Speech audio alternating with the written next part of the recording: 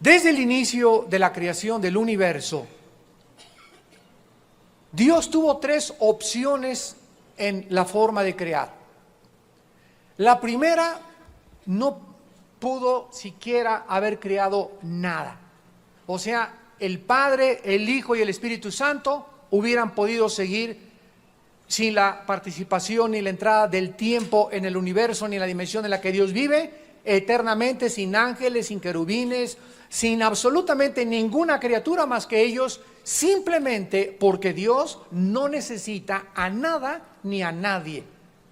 No necesita ni siquiera de nuestra adoración. Escuchen lo que les acabo de decir. No necesita ni siquiera de nuestras alabanzas.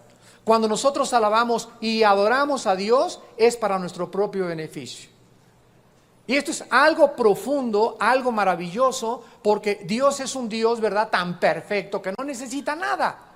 En segundo lugar, Dios pudo haber creado un universo donde no hubiera el mal, donde jamás hubiera una criatura llamada Luzbel haberse revelado, donde no hubiera permitido la entrada de la maldad y la existencia del mal en su universo. Y en tercer lugar, Dios pudo haber creado también, y fue la opción que Él escogió, crear un universo y crear criaturas que deliberada y voluntariamente escogieran las criaturas que Él creó, adorarlo voluntariamente, reconocerlo voluntariamente y rendirse a Él voluntariamente. De estas tres opciones, estoy seguro que muchas personas soberbias intelectualmente hubieran dicho, pues yo, si hubiera sido Dios, no hubiera escogido nada. Bueno, las personas que han optado por la primera opción, la respuesta filosófica es la siguiente: tú nunca podrás comparar la nada con lo algo. Esto fue lo que Job dijo en Job capítulo 3. ¿Por qué mejor no morí en la matriz de mi madre? ¿Para qué nací? ¿Para qué creaste al hombre lleno de sinsabores y lleno de lágrimas? ¿Y para qué? Para todos los sufrimientos que tenemos que atravesar. Nosotros pensamos, al atravesar este valle de sombras y de lágrimas, que hubiera sido mejor no haber nacido, ¿no es cierto? Y es absolutamente lógico. O sea, Dios no se enoja porque tú digas, como Job tampoco, jamás Dios vio que se enojó contra él porque le hubiera hecho esas preguntas, ¿por qué? ¿Por qué? ¿Por qué? Porque lo hizo en la actitud y en el espíritu adecuado. Entonces, cuando nosotros preguntamos por qué no nacimos, ¿por qué mejor no creó Dios nada? Porque no podíamos nosotros ni siquiera comparar si hubiera sido mejor no nacer que nacer. La nada con lo algo es una imposibilidad filosófica. En segundo lugar, si tú dices, si hubiera sido Dios, yo hubiera creado y nunca hubiera permitido que hubiera mal, que siempre estuviéramos en Reino Aventura, siempre en Disneylandia, siempre con palomitas, siempre contentos, sin nadie me robe, sin que nadie crímenes, sin que secuestros, sin rebelión, sin demonios, un mundo maravilloso y precioso, el mundo de las caricaturas. Y este mundo, si así hubiera sido, y si tú hubieras sido Dios, hubiera sido un mundo de robots. Un mundo de criaturas automatizadas, donde todos trabajaran, nada más se les daba la cuerda y actuaran de esa forma en la que ya no podían ellas en sí mismas tener una libertad, porque la libertad, siempre para que haya libertad, implica dos caminos. No puede haber libertad cuando hay solamente un solo camino. Y Dios, en su infinita sabiduría, que sobrepasa nuestros pensamientos y sobrepasa absolutamente nuestros caminos, escogió crear un universo. Y en el momento en que Dios decidió que en el universo que Él había creado entrara o se le permitiera la existencia del mal, en ese momento Dios estaba tomando un riesgo.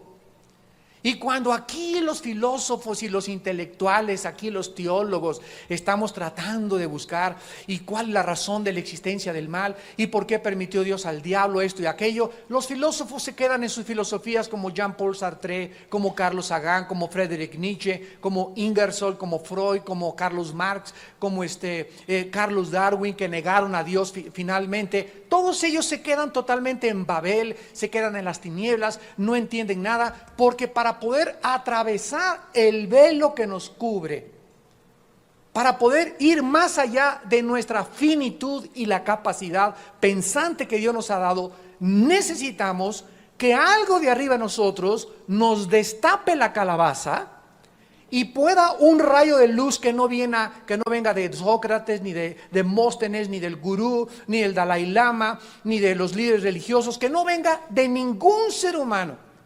Un rayo de luz que venga de aquel que nos hizo, para que Él traspase el entendimiento que tenemos y nos comience a iluminar y nos comience a hacer entender las razones de su creación. El capítulo más profundo que existe en el Nuevo Testamento es Efesios capítulo 1. Es el capítulo más profundo que existe.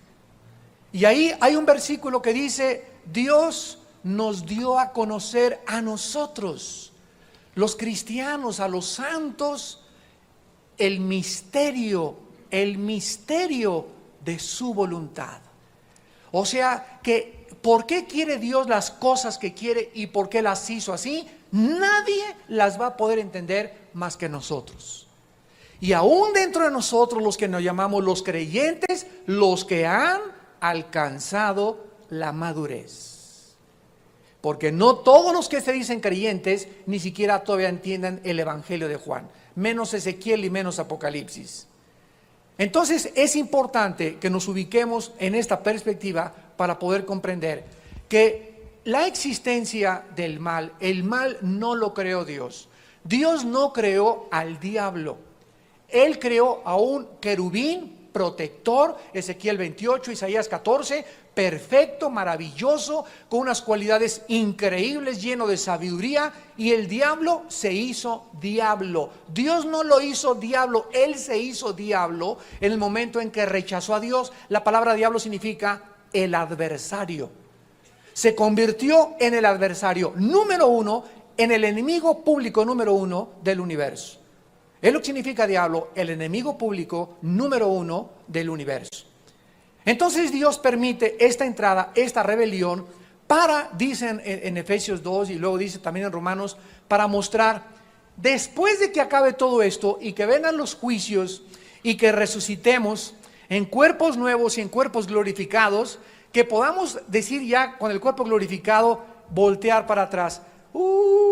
Mi vida, me morí a los 60 años, me morí a los 70 años, comparado con las glorias que en nosotros se han de manifestar, esos 60 años o 70, 80 años que sufrimos, dice Romanos 8, no son comparables con lo que nos espera.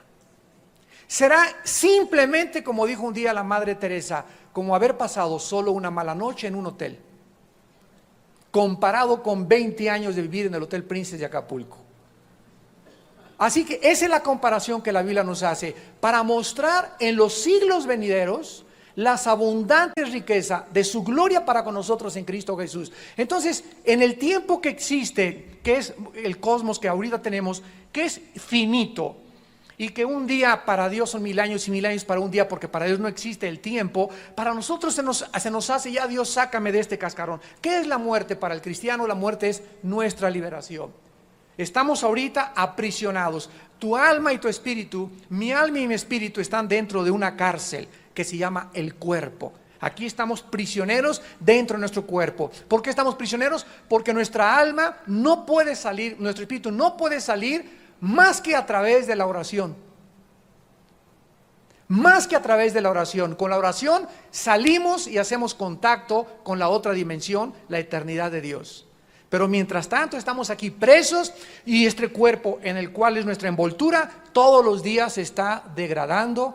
Hay una desintegración celular cada segundo de nuestro cuerpo, cada vez envejecemos más, perdemos más los movimientos de los pulmones, del estómago, el oído, la vista, y nos volvemos a ser chiquitos otra vez a los 80, 90 años. Nacimos chiquitos y salimos del capullito y crecemos en la juventud, y otra vez comenzamos, va para atrás otra vez, chiquitos, y regresamos otra vez en la vejez a ser niños otra vez, donde nos tengan que volver a cuidar. Y esta es la forma en la que la Biblia describe la vida humana, como un haz de luz, como el vapor que aparece y se desaparece de repente, como un día en la existencia de la eternidad. Entonces, cuando comenzamos a entender esto, entendemos por qué la Biblia nos habla. Que aunque Dios permitió la rebelión, y actualmente todavía Dios no encierra al diablo, y siguen los dictadores, y siguen las tensiones, y siguen los soberbios políticos, los soberbios filósofos, los soberbios criminales. Sigue la gente creyendo que puede hacer lo que quiera. Hay un día del juicio. Dios ha escogido y determinado un día en el cual juzgará a este mundo con justicia, dando fe, dice Hechos 11, 33 al 35, dando fe a todos con haber levantado a su Hijo de entre los muertos. La resurrección de Jesucristo es la evidencia de que Dios te va a juzgar y que Dios nos va a juzgar. El hecho de que Cristo haya resucitado de los muertos nos habla que hay vida después de la vida, que con esta vida no acaba todo y que vamos a entregar cuentas todos, te burles o no te burles, te rías o no te rías. En este momento mastiques chicle y veas despectivamente así, pues será o no será. No importa tu actitud, la Biblia lo dice. No importa que tú lo creas o que no lo creas, Dios lo estableció en su palabra, y el día de tu muerte verás y descubrirás que era verdad. Y Dios te da esta oportunidad hoy que tú nos estás escuchando para que tú te vuelvas a Dios, para que reconozcas a Dios en tu corazón y para que te humilles delante de Él y ya no vivas solamente para este mundo que va a pasar con sus deseos, pero el que hace la voluntad del Padre Celestial permanecerá para siempre. En estos últimos días, antes de que estos juicios que vamos a estudiar en esta mañana caigan sobre este planeta, la Biblia profetizó hace cientos de siglos por medio de sus profetas hebreos, en este caso particular de Isaías, que versículo 8, que la tierra estaba llena de ídolos y todos inclinándose ante lo que fabricaron sus dedos. La idolatría no es simplemente construir una forma de un ser humano, ponerle Juan Diego a la estatua, inclinarnos delante de él, porque la idolatría, esa es la actitud externa de la idolatría.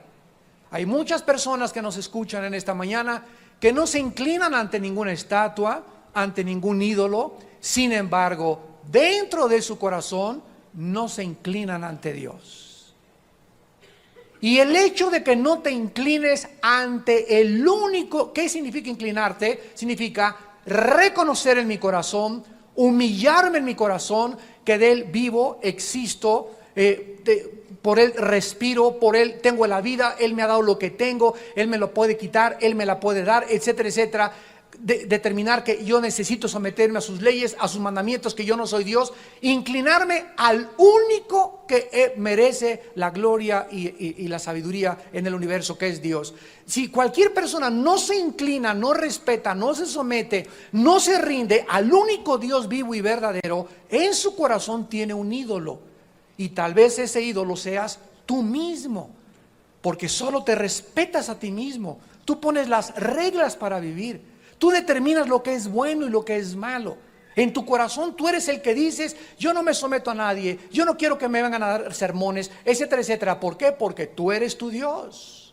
Porque has determinado que tú vas a poner las reglas y que tú vas a determinar cómo vivir.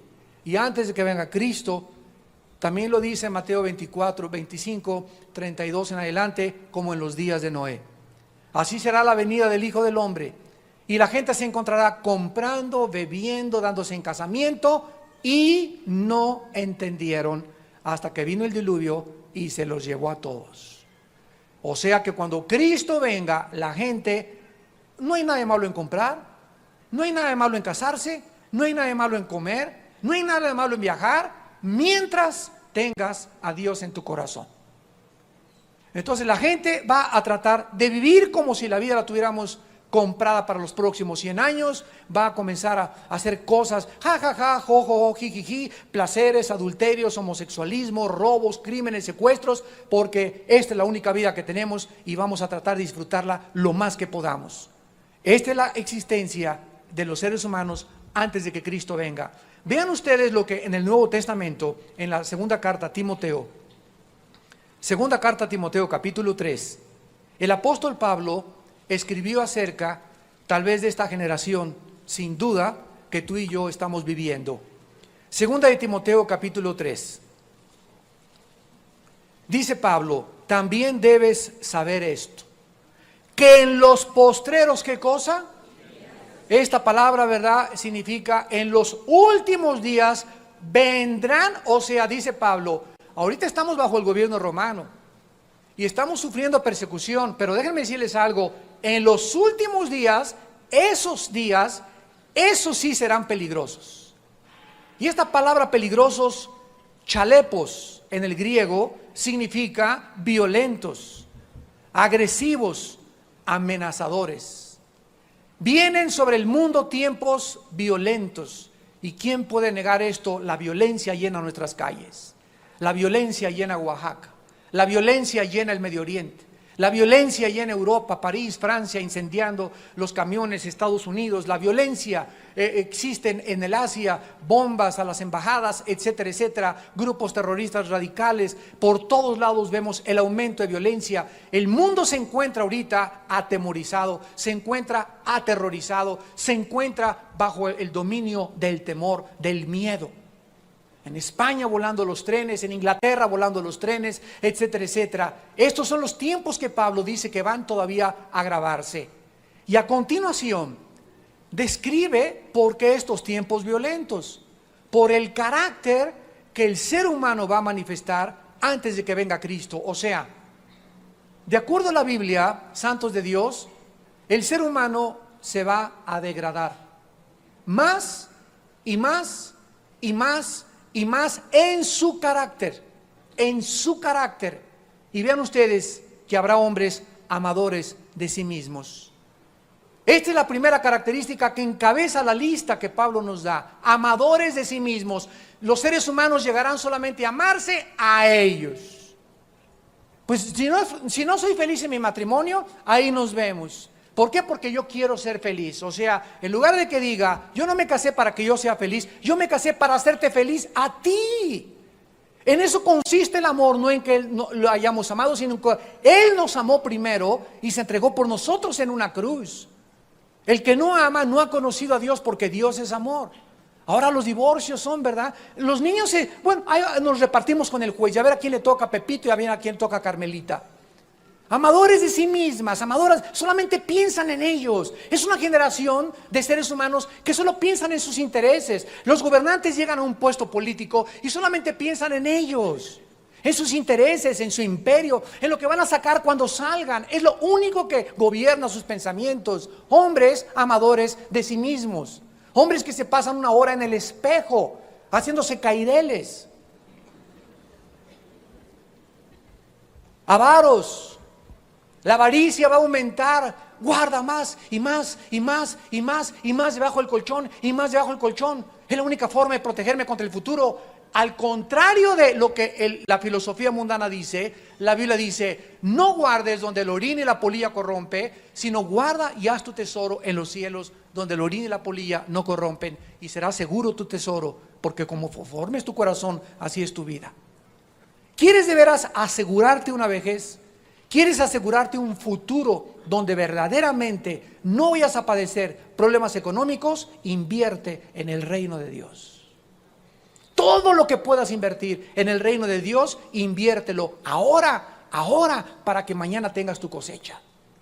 Hombres avaros, mujeres avaras, vanagloriosos, soberbios, blasfemos, desobedientes a los padres, ya que hijo no se le pone al brinco a su papá y a su mamá. Ya que hijo no insulta actualmente a su mamá. Ya quiénes son los hijos que ya el fin de semana ya no llegan a dormir a la casa, porque ya es normal. La rebelión contra la autoridad va a aumentar, sin afecto natural, implacables, calumniadores, etcétera, etcétera. Y en 1 Timoteo capítulo 4, antes de segunda, dice el capítulo 4 de 1 Timoteo, el Espíritu dice claramente también que en los postreros tiempos. En los últimos tiempos algunos apostatarán de la fe. No todos, dice algunos. Escuchando a espíritus engañadores y a doctrinas de demonios. ¿Cómo comienza uno a salirse del camino? ¿Cómo comienza? Porque apostatar significa salirte del camino de la verdad. ¿Cómo comienza tu vida a comenzar a alejarse de Dios y abandonar a Dios?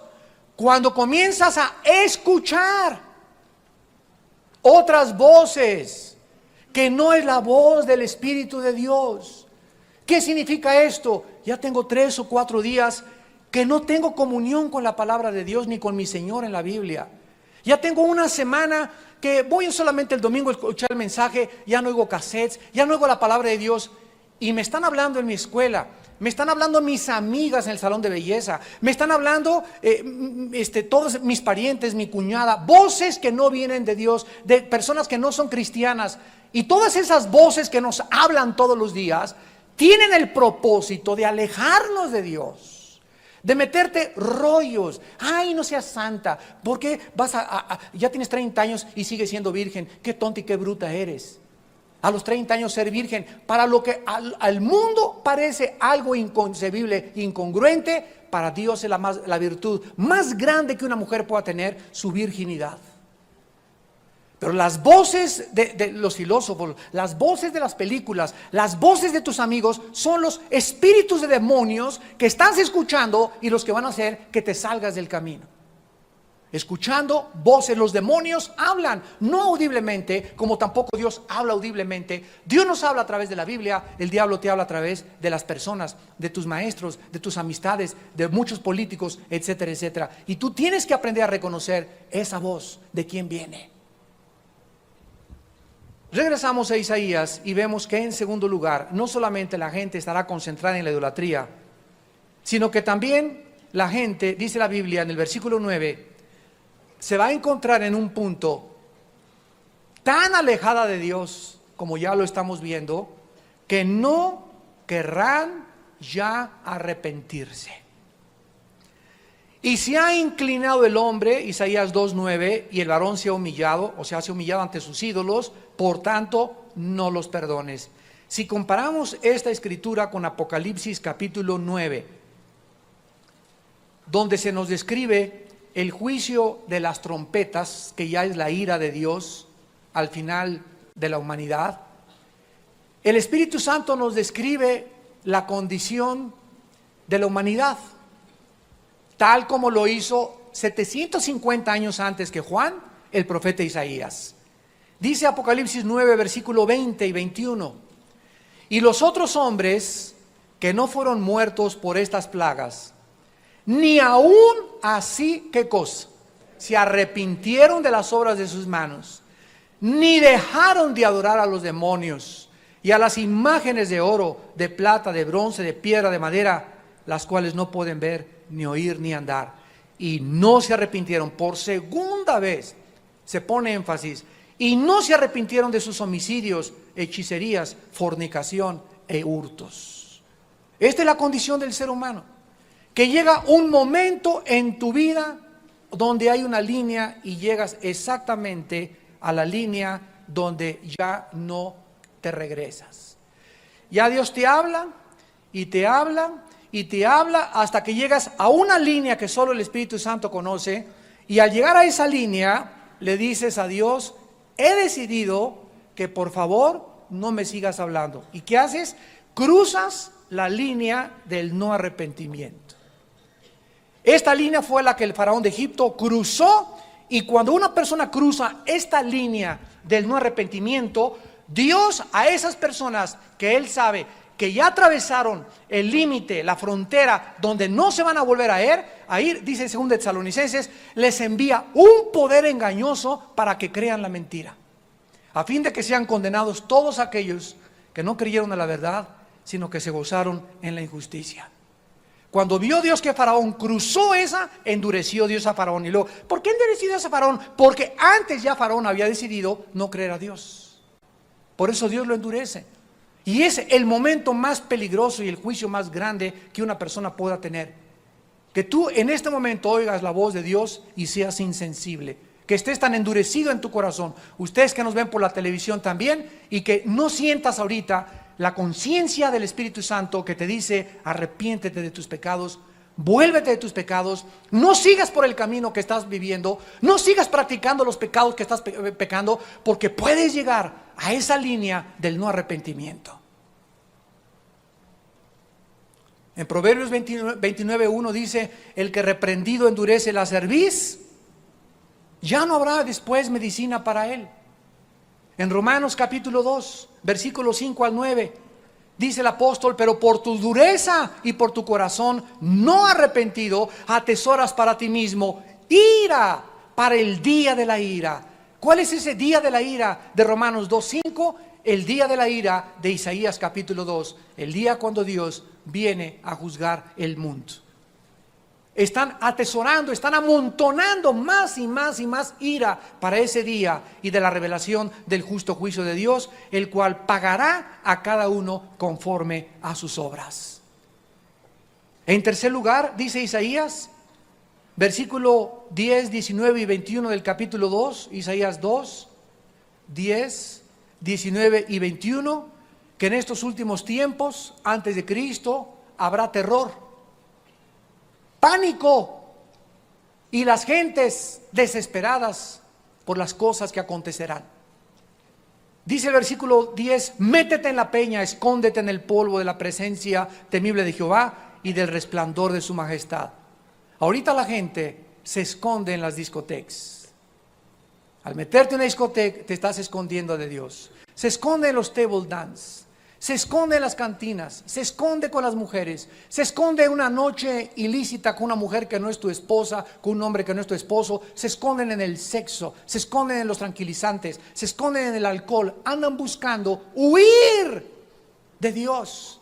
Pero cuando Él venga, ya no se van a poder esconder, se van a esconder, dice la Biblia, en el polvo, van a querer meterse en la tierra, no van a soportar el momento en que vean a Cristo viniendo con sus ángeles y con nosotros a este mundo. No van a soportar y decir, es verdad, y se van a jalar los pelos, no van a saber qué hacer, y va a ser tan fuerte la santidad que va a desplegar y la gloria que va a desplegar Jesucristo con sus ángeles y con los caballos que trae detrás de Él, que la gente no va a soportar ver la luz. Si ahorita dices, no me hables más de Dios, no me hables más de la Biblia, es porque tus chamucos que tienes dentro, tus demonios que tienes dentro, así es como te ponen, te alteran, te vuelven irritable, te vuelven desvergonzado, te vuelven cínico, cínica.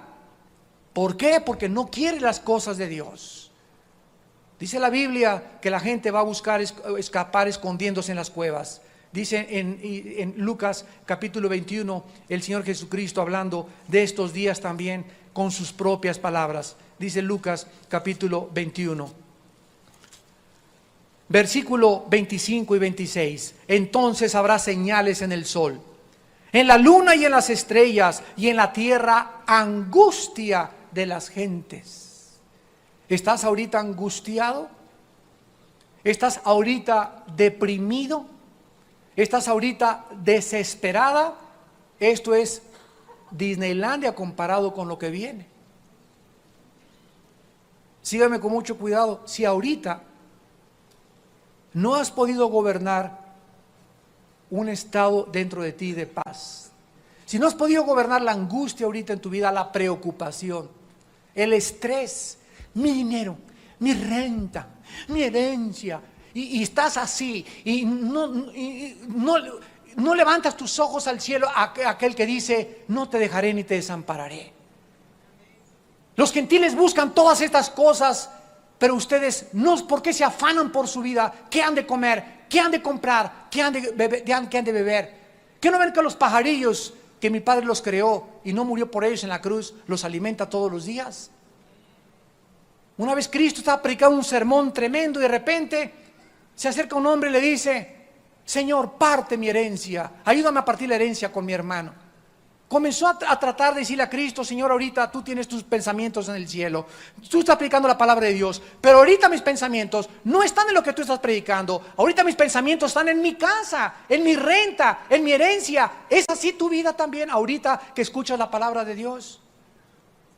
¿Cuántos de ustedes están escuchando la palabra de Dios, pero no la están escuchando? Tus pensamientos están en tu novia, están en tu dinero, están en el banco, están en las cosas materiales. Y Dios, dice el Salmo 139, conoce aún desde lejos nuestros pensamientos. Él sabe dónde está tu corazón. Y esa falta de concentrarte en la palabra de Dios, de darle interés a las cosas del reino, es lo que te hace vivir estresado, estresada, angustiado, porque Dios se hace a un lado, porque dice 1 de Pedro capítulo 1, Él guarda con su poder a los que viven por fe. La fe nos guarda mediante el poder de Dios.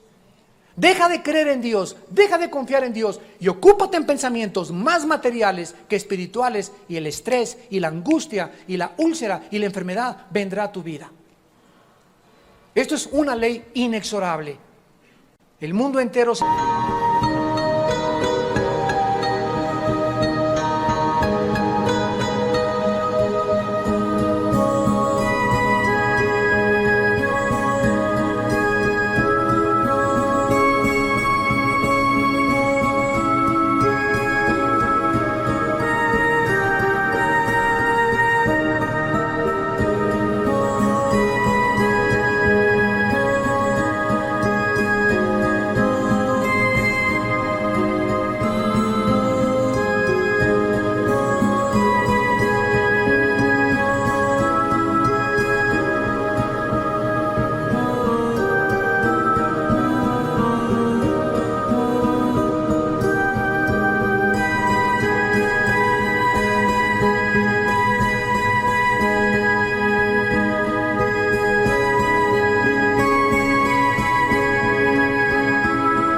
totalmente humillado con la presencia del Señor. Noten ustedes, dice, perdón, vamos a acabar aquí en Lucas: habrá señales en el sol, angustia de las gentes, confundidas a causa, yo podría traducir aquí, de los tsunamis, confundidas a causa del bramido del mar y de las olas. De repente, en un minuto, el tsunami que azotó cerca de Jakarta, allá cerca del Asia, a más de 300,000 personas, las borró así, como si agarras un pizarrón y borras todo lo que está escrito con un borrador. Así viene la muerte. De repente, 300,000 almas fuera, vámonos allá a la eternidad. Así es como viene la muerte, porque está establecido que muramos una vez y después el juicio. Dice la Biblia: y desfalleciendo los hombres, versículo 26, Lucas 21, 26, desfalleciendo los hombres por el temor y la expectación de las cosas que sobrevendrán en la tierra, porque las potencias de los cielos serán conmovidas. Por si no fuera poco, aparte de los tsunamis, aparte de tu vida estresada, aparte de todas tus angustias y de todas tus preocupaciones, te van a comenzar a caer bolillos en la cabeza. Dice en Apocalipsis 9, granizos de este tamaño que pesan como 25 kilos, por si fuera poco. Y por si fuera poco todavía, van a comenzar a moverse, a salirse de sus órbitas los planetas. Y el mundo el mundo que existe en este momento, gracias a Dios que la iglesia ya no va a estar aquí.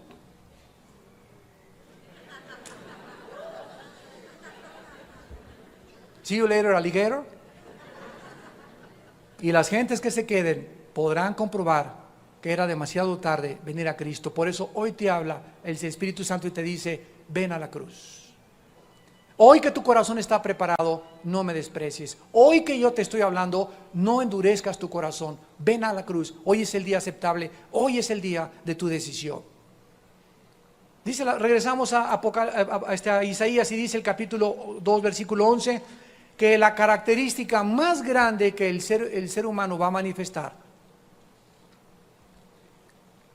la actitud más negativa que el ser humano va a manifestar antes de que Cristo venga, es la soberbia. Vean ustedes en el versículo 11: la altivez de los ojos del hombre será abatida, la soberbia será humillada. Versículo 12: Jehová de los ejércitos vendrá sobre todo soberbio y altivo. Versículo 17: la altivez del hombre será abatida, la soberbia de los hombres será humillada, y solo Jehová será exaltado. O sea, antes de que venga Cristo, que ya todo este mundo que estamos viviendo, el siglo XXI, es la preparación, el ser humano le encanta a exaltar al ser humano, y el único que debe ser exaltado es Dios. Ahorita estamos todos nosotros, ¿verdad?, recibiendo reconocimiento unos de otros. Dice Cristo: por eso no me siguen, porque aman más la gloria que proviene de los hombres que la gloria que proviene de Dios. El ser humano busca desesperadamente que le reconozcan. ¿Qué no saben que yo estoy aquí? ¿Qué no saben? ¿Por qué mandaron a ese misionero? Yo debía haber ido en lugar de ese. ¿Por qué nombraron a ese pastor? Yo era mucho mejor que él. ¿Por qué está cantando que tiene voz de perico de África? Yo debería estar cantando mejor que ella. Y siempre estamos con esa envidia, con ese carácter tan feo y tan ruin, tan despreciable que impide al Espíritu Santo que se pueda manifestar a través de tu vida o de mi vida. Es horrible cuando nosotros comenzamos a tratar de exaltarnos nosotros. Y es la historia del ser humano. Ayer les decía en el desayuno de el surgimiento del anticristo, desde Caín, que se quiso exaltar, luego la Torre de Babel, hagámonos un nombre, o sea, exaltarnos nosotros, y después los imperios romanos, los asirios, los sumerios, los egipcios, Babilonia, Medo-Persia, Grecia, Roma, y después en el siglo XX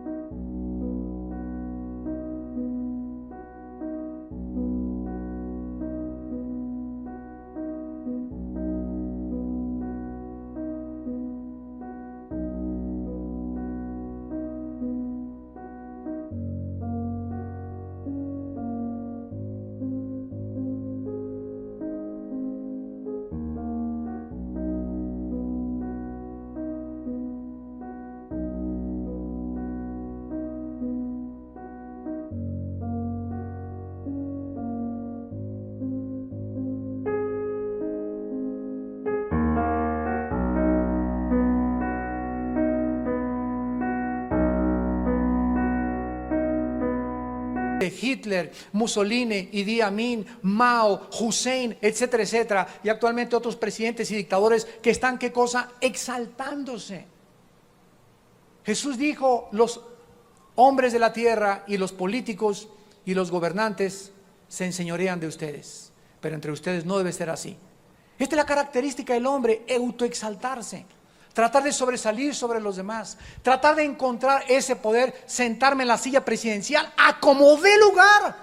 ¿Por qué? Porque eso es lo que yo ambiciono. No me importa el pueblo, me importo yo. No me sacrifico yo en lugar de que México avance, no, yo quiero eso. Y eso es lo que Dios odia. Dice en Romanos 3, el que resiste a la autoridad.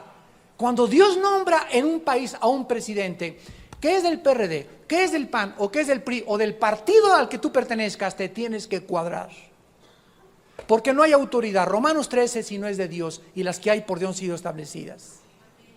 Cuando Dios puso a Nerón en el Antiguo Testamento, en la iglesia primitiva, Nerón, los césares romanos que Dios permitió que gobernaran, no encuentras una palabra en la Biblia en contra del gobierno. No dice en la segunda carta de Pedro, en la primera carta de Pedro, cristianos oren para dar un pinochetazo. Dice Pablo, dice Pedro, oren por sus gobernantes. No importa quién esté en la silla, oren por ellos. Esa es la responsabilidad de nosotros. Dejémosle a Dios el control de los corazones de los hombres. Pero una vez que Dios sienta a una persona dentro de una autoridad, en ese momento, aunque no me guste, me tengo que cuadrar, porque tengo que ver detrás a Dios. Y resistir la autoridad es resistir, y dice la Biblia, acarrea juicio el que resiste a la autoridad. No son palabras mías, son palabras del apóstol Pablo en Romanos 13, del 1 al 6. Y tenemos que entender esto. Dios odia la altivez, Dios odia la soberbia, Dios odia el autoexaltamiento. Y en la advertencia final, en el versículo 22, dice Isaías 2:22. Dejaos del hombre cuyo aliento está en su nariz, porque de qué es el estimado. Después de que estos juicios vienen tan terribles sobre el mundo, todos estos juicios los pueden ustedes oír. Tenemos grabado todo el libro de Apocalipsis. Tenemos 100 conferencias de Apocalipsis en 3 discos MP3, los pueden ustedes conseguir. Ahí detallo claramente los sellos, las trompetas y las copas, con detalle, versículo por versículo. Pero aquí Isaías nos da un panorama general. Dejaos del hombre cuyo aliento está en su nariz. No participemos, no permitamos que ninguna institución humana, llámese filosófica, llámese cultural, que contradiga los principios de la palabra de Dios, ejerzan influencia en nuestra manera de pensar. Colosenses 2:8. Mirad que nadie los engañe por medio de filosofías y de huecas sutilezas conforme a las tradiciones de los hombres, según los rudimentos del mundo y no según Cristo. Mirar significa, ponte abusado cuando vas a una librería y comienzas a hojear a Carlos Sagan, cuando comienzas a hojear a Nietzsche, cuando comienzas a hojear a Freud, cuando comienzas a hojear que los ovnis, cuando comienzas a hojear que los Himalayas, o que el Dalai Lama, etcétera, etcétera. Ten mucho cuidado, inmediatamente, tu radar, que se prenda. ¿De quién viene esto? ¿Quién escribió esto? ¿Cuál es su origen? No está en la Biblia, no viene de Dios. En ese momento me hago a un lado y lo examino como cultura, como conocimiento, ¿verdad? Yo he estudiado todos los hombres, a Immanuel Kant, me encanta para saber por dónde poder decir, bueno, Kant pensaba esto, Rubinstein pensaba esto, Rousseau pensaba esto. Me ha servido para poder contrarrestar esas filosofías a los estudiantes universitarios. Pero cuando yo vengo y estudiaba esos filósofos o las doctrinas de los mormones o de los testigos de Jehová o el unitarismo o el ocultismo, la santería, no es para quedarme y abrazar esa doctrina, sino para darme cuenta qué mal se encuentra la humanidad. Cuídate de que ningún pensamiento, ninguna filosofía que no tenga su origen en la Biblia pueda permear, pueda diluir, pueda leudar la palabra en tu corazón. Es insanidad mental total confiar en la filosofía de los hombres, en las filosofías humanistas y materialistas, porque el ser humano no es Dios. El ser humano no es el ser supremo de la creación. La filosofía humanista dice, en el principio el hombre creó los cielos y la tierra. Ese es el pensamiento humano. Creemos que podemos saber el origen, creemos que podemos saber quiénes somos, creemos que podemos saber dónde nos dirigimos, creemos que tenemos la capacidad de ser padres, de formar un matrimonio, de gobernar, de las Naciones Unidas, y los problemas que enfrentamos van mucho más allá de la capacidad para poder enfrentarlos y solucionarlos. No somos dioses. Y esto es lo que se nos previene: dejaos del hombre cuyo aliento está en la nariz. Freud de repente, ¡pum!, se quedó ahí seco. Nietzsche se quedó seco de repente. Stalin se quedó seco. Platón de repente se murió y ahí se quedó. Y pasaron, y así el aliento se los quitó Dios. ¿Quiénes fueron ellos? Hombres de carne y hueso como tú y como yo. No eran dioses. Ninguno de ellos resucitó. Ninguno de ellos fue al cielo. Ninguno de ellos nos trajo información para decirnos: este es el camino, esta es la verdad, esta es la vida, más que Jesús. Dejaos del hombre cuyo aliento está en su nariz. No escogimos nosotros cuándo nacer, ni sabemos cuándo vamos a morir. La vida sin Dios es vanidad de vanidades. En esta mañana que Dios te ha hablado acerca de estos juicios que ya han comenzado a caer, yo estoy seguro que ya han comenzado a caer. Todos estos cambios meteorológicos, estos huracanes, este aumento de la temperatura, estos tsunamis, estas cosas que están multiplicándose, terremotos, etcétera, etcétera, son voces de Dios, diciéndole a los seres humanos: arrepiéntanse.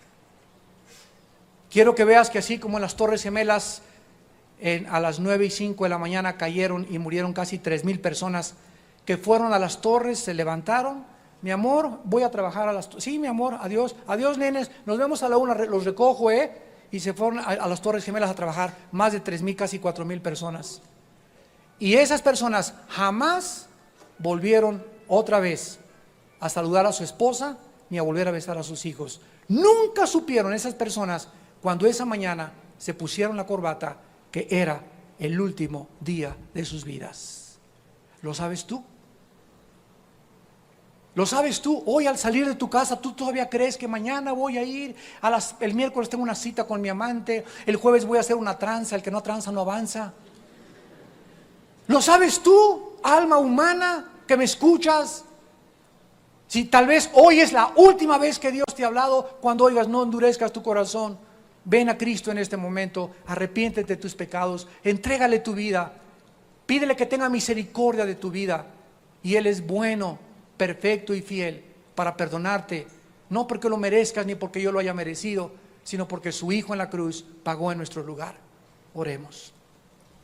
Señor, te damos gracias por tu palabra, por la inminencia de estos juicios futuros que se aproximan, por la seguridad de que todo lo que el hombre ha sembrado lo va a recoger.